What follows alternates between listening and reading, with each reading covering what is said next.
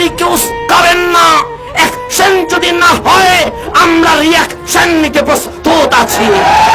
তোমরা কি মনে করেছো খালেদ বিন ওয়ালিদের তরবারি জাদু করে চলে গেছে বিধায় তোমরা মনে করেছো খালেদ বিন ওয়ালিদের গর্জন হয়তোবা চুপসে গেছে? তোমরা মনে করেছো সালাউদ্দিন আইয়ুবীর হুঙ্কার হয়তোবা আজ চুপ হয়ে আছে? আমরা সিংহের জাতি, বাঘের গর্জন দিয়ে থাকি। সিংহ ঘুমাইলে হয়তোবা কুকুররা গেউ গেউ করে চিৎকার করে ওঠে, আর সিংহ চুপ থাকবে তা হতে পারে না।